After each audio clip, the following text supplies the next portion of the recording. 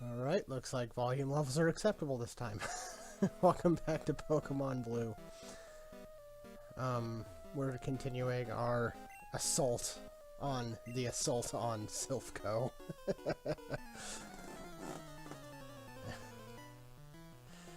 Oh, Rocket. Well, this is a scientist, but he's with Team Rocket, so it kind of counts. I don't know if it kind of counts. I mean, he's with Team Rocket as of now, so it totally counts. I don't know what I'm blathering about. Bunch of easy encounters, that's what. But I can't just speed up the first encounter in a video.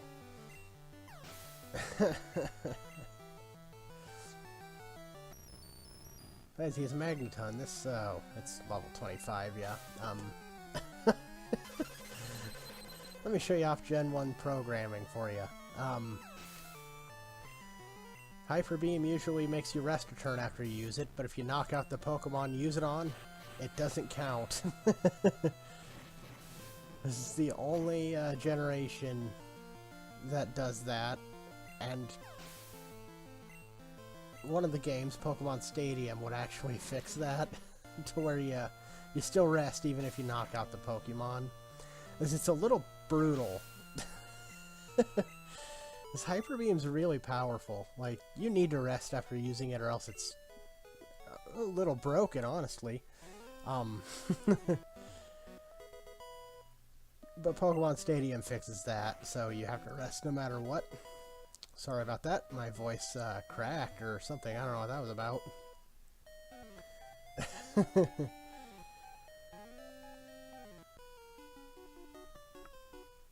You dare betray Team Rocket? I was never with Team Rocket. I can't betray an organization that I'm not personally with. So no, I don't dare betray Team Rocket. I dare to assault them on their missions because they keep interfering with me and they need to pay for that. But it's not a betrayal. I was never with you to begin with, bud.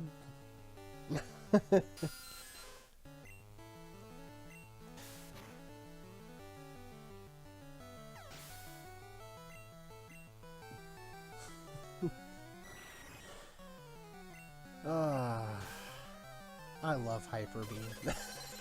It's so awesome. I rarely use it, like I said, but I do love the move. Traitor! I can't be a traitor if I never worked for your organization in the first place. Then he goes on about how if I stand for justice, I betray evil. And I'm like, well, again, I never worked for quote-unquote evil. And two, I don't stand for justice. I stand for pissing you off for pissing me off. And he's one of the 4 Rocket Brothers. There's 4 of them in here, and I don't know what the deal with these guys is. Like, again, I demand my Pokemon EU to go into these guys' backstories, but I don't understand because there's 4 of them. They all say I'm one of the 4 Rocket Brothers. There's no real weird side quest. You don't get an item for beating all 4 of them. And their teams aren't really set to any kind of particular theme. Like, they're just standard rocket grunts.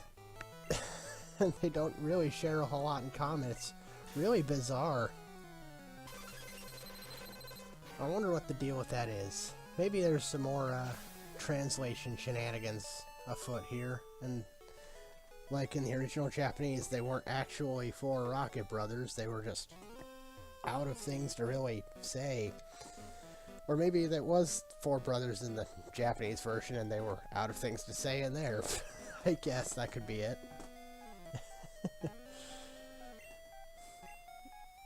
Yeah, they did target you for one particular project because I figured out why Team Rocket's here and doing this. We'll go more into that in a little bit, but they've got a reason to be here.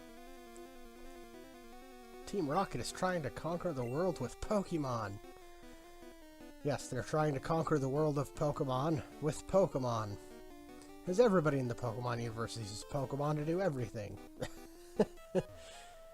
Supposedly, It's man working together with Pokemon. They're joining in unison. They're working together, but like really it's man giving the orders and the Pokemon doing the work. It's almost like slavery, except it's voluntary.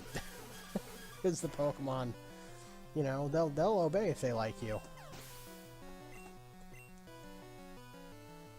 But I guess it's just the point of the game, the point of the series, you know. The world had to be a little weird given what the game was supposed to be, you know. It's the entire point of the game is you go out and catch and raise whatever you want to raise, and they obey you. This is translated to Pokemon doing everything people wanted them to. TMO3, I don't actually remember what that is. Let me get there, it is Swords Dance. Yeah, it's Swords Dance. Hey, that's a move I've been waiting for. And only Weed can learn it, but that's okay, because he was the one I wanted to learn it. Let me get rid of Mega Drain, and he is complete. This is his final form. It might seem like overkill in single player to teach anything Swords Dance, but I think I might find some use for that elsewhere. It's actually a really good move to have on a Victory Bell, because it combos well with Hyper Beam and Body Slam. And then Victory Bell has a pretty decent attack stat. It's a pretty good attack stat. The Razor Leaf is on there because it's same type move, and he doesn't have a bad special to use it with.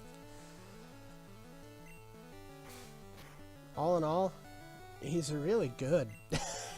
Actually, it might not seem like it, because there are a few things that he wouldn't be able to really handle with ease. But Weed, he's alright. He's pretty good. You know, I like it when my team starts to come together and we can all just approach where we're gonna be at the end. And here's Critty to make things awkward, given the presence of Slash, but well, I've discussed that. He's 9 levels away from learning it normally, though, and I'm so late in the game. Ugh. Why'd they make it such a late move for him? Oh well, I won't start talking about that again.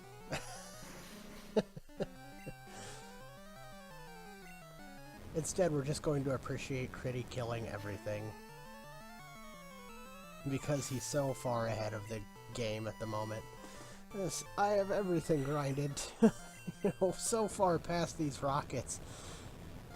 This and Gen 2, even more so, have such weird balancing issues as far as the levels go. It makes sense for the Generation 1 games because, well, it's the first attempt. You know? They didn't necessarily know. Gen 2, oh, you'll see it when I get there. That's gonna be in a while, though. It's really dangerous here. You came to save me? You can't. Well, yes, I can. But no, I came here to get my vengeance for not letting me take on the gym. And look who's over there. It's Blue.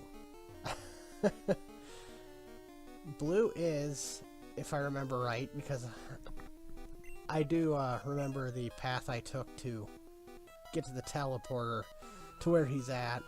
Blue might just be the only trainer fight you have to fight on the way to Giovanni. No, there was the guy before the key. You have to fight the guy before the key. You have to fight Blue. You have to fight... There's a rocket in the hallway before Giovanni, and you have to fight Giovanni. So in this entire building, if you know what you're doing, you only have to fight 4 people. Just remember the teleporter I take to get to the 11th floor.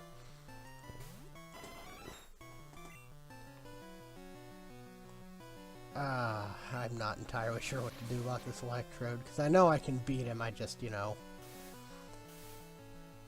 Alright, so he has a light screen, and this is not very effective. Let's see how much it does. Compared to the quick, oh. That was a crit anyway. We don't actually get to know. I wonder if critical hits ignore light screen or not. Like, reflect and light screen remove specifically that half damage, I think, is how they work. I wonder if crits ignore that or if crits don't ignore that. That's something I don't actually know. Well, to be fair, everything I've talked about so far, I've caught myself being wrong on several occasions, so I don't know what I'm talking about anyway. About Pokemon. I just know enough to get through the games. I am not the Pokemon trivia master, as the case may be. Oh, that's okay. These games are fun enough without knowing all the trivia. Up until Gen 5 anyway. Like I said, I haven't played past Black and White. I own Black 2,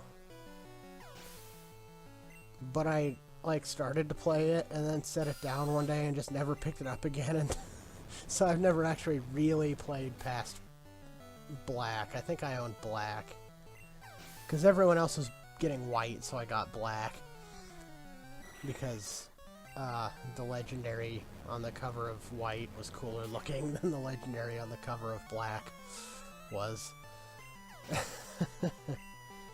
At least I think that's why. Like, I don't know. People just seem to like the color Black a whole lot more than the color White. I don't know. Black's cooler. It's the most metal color. White is for pussies. But that was my reasoning for playing White, or no, Black. Sorry.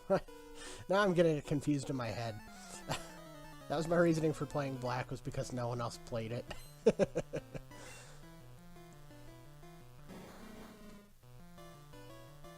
See, I played for Gen 4. I played Pearl because that was the one I got for my birthday.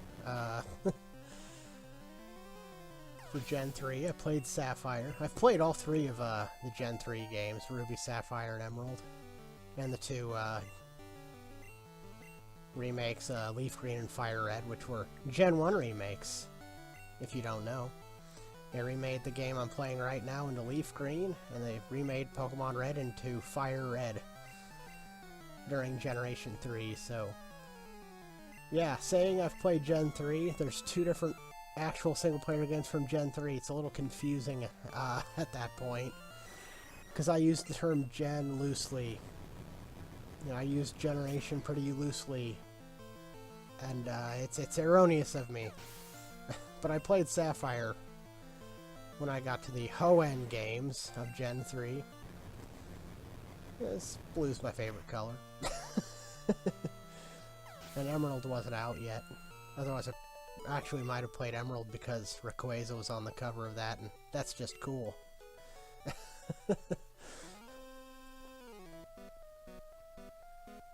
For Gen 2, I played Gold first because Gold is first place, Silver is second place. Why would I want to play second place when I could play first place, you know? Plus, I like Ho a lot. He's a Phoenix, and that's pretty cool.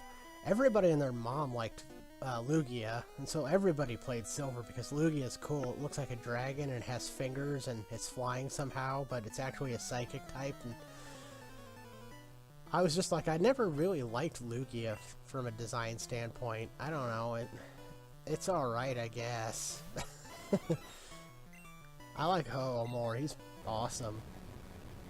He's a Phoenix. And for Gen 1, I played every single Gen 1 game to exist. This included Pokemon Snap. And, I think even the Pokemon trading card game for the Game Boy Color was Gen 1, if you count it. But Blue is my first Pokemon game, because as I said before, blue is my favorite color. And there's my history with Pokemon. I don't even know what's going on screen anymore, frankly. I kind of glossed over a bunch there. I'm sorry if something relevant happened and I just kind of ignored it. That happens. I'll sometimes just be in my own headspace while it's going on in the background, talking to myself, reminiscing about things, or talking about a topic, you know, whatever. It's just there's nothing going on. I'm taking on the entire dungeon. And I'm back here. I'm back where I found the card key to begin with. I'm getting cottonmouth. I'm going to take a drink. Hang on for just a second.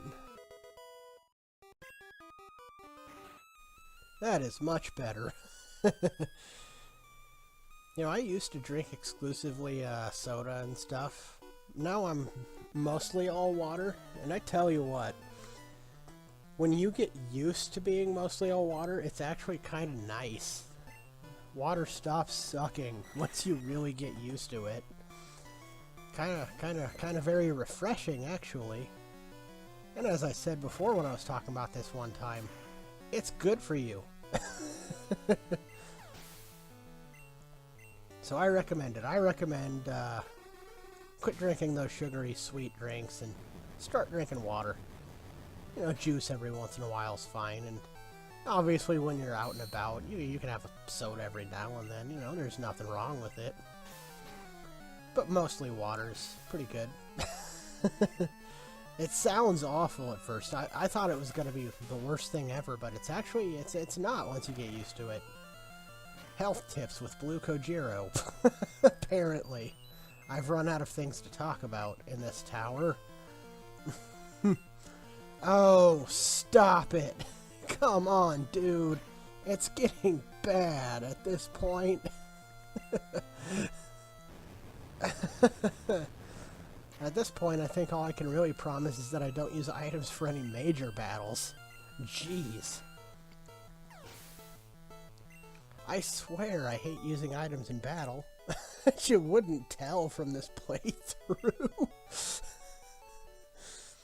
Oh well.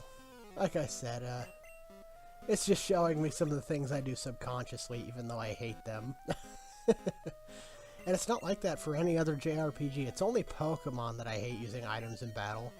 And it's only because items in this game, in battle specifically, are so overpowered. As you are guaranteed to use them, you know, first turn. Before your opponent even gets to go, you get to use the item, so that's what makes them overpowered. You know? Especially the status healing items. And like the buff items, like the attack raise item and the defense raise item, whatever those are. X attack and X defend, you know, the X items. Those are overpowered as hell. Because it's a guaranteed stat boost before your opponent even gets to move. It doesn't seem like it because the opponent will use them on me and it won't matter, but just trust me. With player input, knowing what you're doing, they're pretty largely unnecessary, but very broken at the same time. But yeah, the game is easy enough. You don't need to use them, so they're not overpowered in a broken sense of the word. They're not broken. But they're pretty overpowered. Items in this game, they're just overpowered in battle. Other JRPGs, you know, items are a little less so. That sometimes are pretty necessary depending on the game, actually.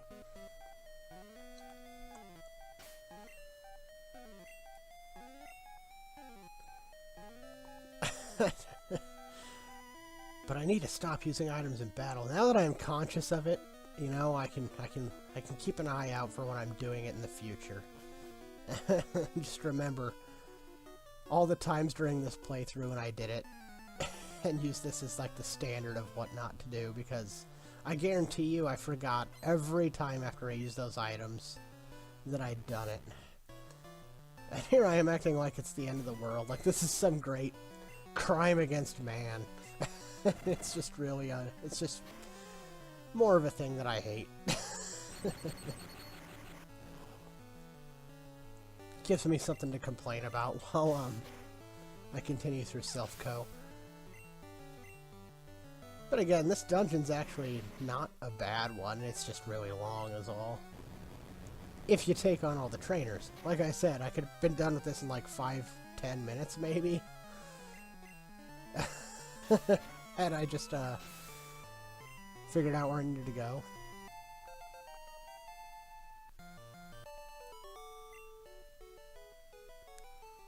But we're slowly gaining them levels. Of course, I didn't realize it, apparently. Need to switch my team. Oh, and I'm talking to everybody in the building. Aw, she's scared. There, it's okay. You're pretty well hidden. Nobody's found you yet. They're just kind of standing in place, to be honest. Besides, you've only got a...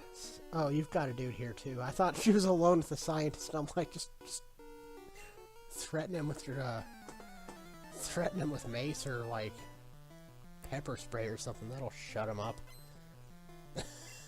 This guy might pose a bit of a problem, though. Especially with his Machoke. Except he's going down. Prison style.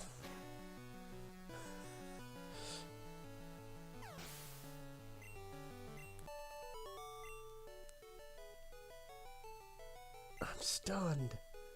I'm not. That was an easy fight. This entire dungeon's been easy. I should have come here before I even beat Koga in the first place. Maybe then it would be less disappointing. Made Sabrina the gym before Koga.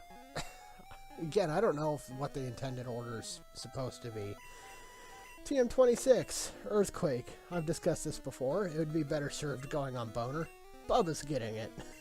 Boner has Boomerang, and I love gimmicks. Besides, Mega Punch is old news. And now Earthquake is being used as a tertiary move at most. The only thing in my team that has Earthquake isn't primarily using it. It's there just in case I need a physical hit. Top floor. We can't actually get into that room. We need the teleporter, as I discussed. This guy wants to know if we have an appointment with his boss. It doesn't matter.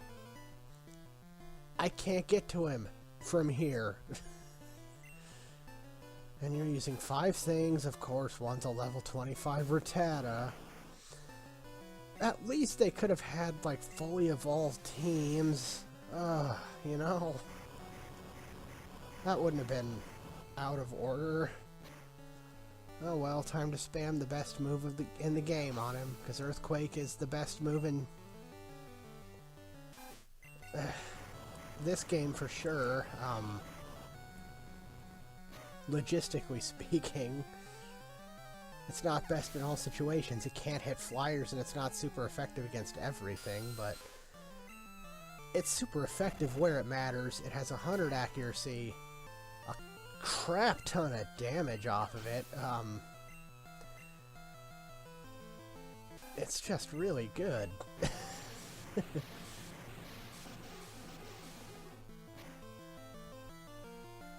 And I'm using it as a tertiary move. Maybe a secondary move. Maybe tertiary's too far down the line, because it exists on Blastoise here to be a physical hit. Just in case I need a physical hit. And so I can take down most of the things that it would suck against with other things. Like Ice Beam. Ice Beam's pretty good against those flying types. Alright, here we go. I'm gonna escape her up to the Pokemon Center. We're gonna come back in next time. But what's this? Oh. I didn't go to the Pokemon Center in Saffron. That's, right.